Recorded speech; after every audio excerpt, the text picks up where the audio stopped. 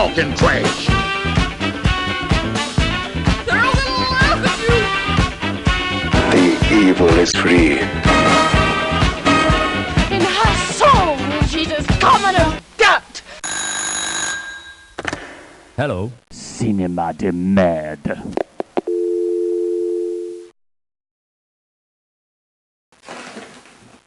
Hey, this is Scott from Cinema de Merde, and today we're going to talk about Mariah Carey's contribution to world cinema, glitter. This is from 2001, is directed by Vondi Curtis Hall, stars Mariah, Max Beasley, Tia Texada, and Dub Brat. Ladies and gentlemen, there was a time when, as Americans, we stood united in the desire to mock, degrade, and humiliate Mariah Carey. Let's take a step back to that golden moment as we contemplate the atrocity that is glitter.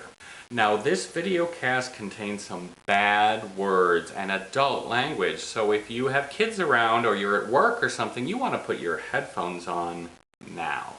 You know, I've often felt that they just don't make bad movies like they used to. Glitter is an outstanding exception to this rule. So stuffed with pure ridiculousness, showbiz movie cliches, and horrid acting, it provides pure bad movie satisfaction.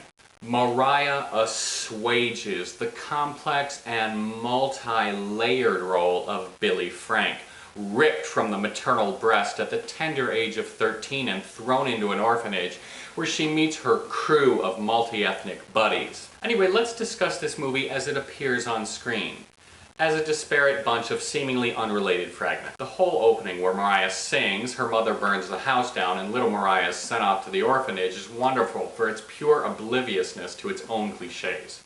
The mother just completes a wildly successful set, and next thing you know, she's fired! Look, I got fired. Note that the mother is asleep with a lit cigarette, which Mariah takes out of her hand and puts out. Then Mom wakes up just long enough to light another cigarette and promptly falls asleep again. Wow, what a clean and nice orphanage, full of sweet, freshly scrubbed, wholesome little girls. Welcome, David. The orphanage in Annie, or of course, any orphanage in the entire world isn't that nice. And they let you keep a pet. Here we spy the ageless cat Whisper. Keep an eye on him, he'll make a notable appearance later. Throughout the movie, Mariah makes deft use of her three facial expressions, but gets the most mileage out of the one that says, "Aw, gee, I'm not really that wonderful. Am I?" Of course, that much of the film is made up of people telling her how wonderful she is. One of my favorite showbiz cliches of all time occurs when Mariah goes to this nightclub and gives the DJ her audition tape, which she promptly plays for the entire club without bothering to listen to first. The favorite cliche? How the DJ listens to approximately 2 seconds of the song before nodding her head like, "Aw yeah, this my shit!" Of course, the rest of the club just eats it up. As the movie goes on, you start to think, can someone please advise Mariah's producer Dice to wear a shirt more regularly? Like, at least to formal events? Billy, I'm Jim, Damien, I'm a movie. After an hour, it's time for some conflict. Mariah disses her multi-ethnic but decidedly non-fabulous buddies. Her mommy issues suddenly come roaring back.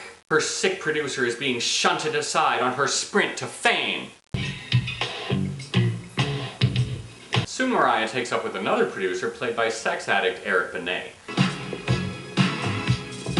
This is the guy who was married to Halle Berry, but it didn't work out because she is not a sex addict. So sad, but so true. Sex addict discordant relationships rarely work. Here's sex addict Eric Benet's commentary on his own track. This is fresh.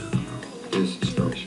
Later, Mariah's walking out on her abusive producer boyfriend, and she just reaches out of the frame and picks up the cat, who has not been seen in the movie for the past hour and apparently has not aged at all in 20 years. I gotta say goodbye to you. It's Whisper, the immortal cat. This cat will be alive eons after Mariah has passed to dust. This cat will survive the apocalypse. with Tina Turner. This is truly among the high points of the film. Whisper totally needs to be a new fucking superhero.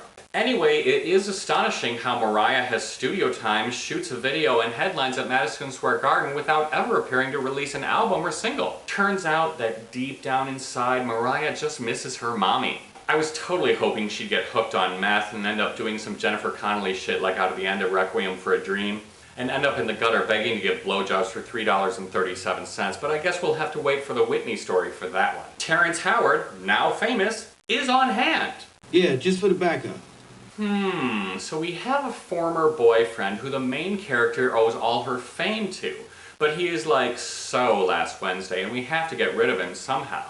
But we can't have our heroine be all unfair and disloyal. I know. What if he were killed?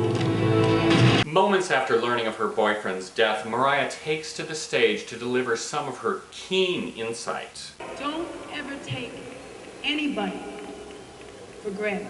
Oh my god, I have that cereal box too! Mariah sings an abbreviated ballad about how she's grown and changed through all of this in one of those classic Star is Born type, I owe it all to you and now I'm a glamorous superstar, but thank God you're dead so I don't have to take care of you and just move on moments. This movie also features one of my other favorite showbiz movie cliches, which is the concert that seems to consist entirely of one song. For a huge finish, Mariah steps directly off the stage in her huge gown and into a limo, whereupon she drives all night to Maryland. Those limo drivers sure are flexible, to be reunited with her mommy, while still in her grand dress. Social services called, and they found your mother. Mommy's no longer a junkie and is now just a good, down-home woman.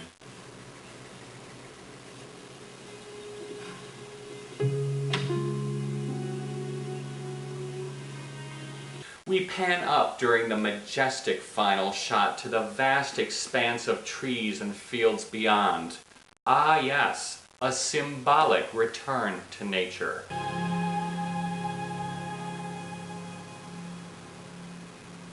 VH1 proudly presents Divas in the Wilderness.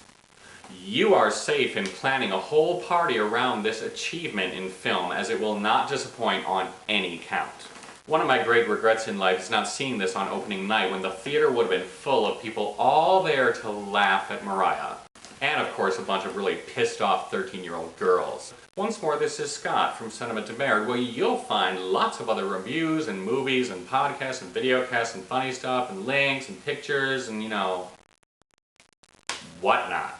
Go there now. It's CINEMADEMERDE.com. Okay, thanks for watching. Hope you enjoyed it. Look for some other videocasts and, yeah.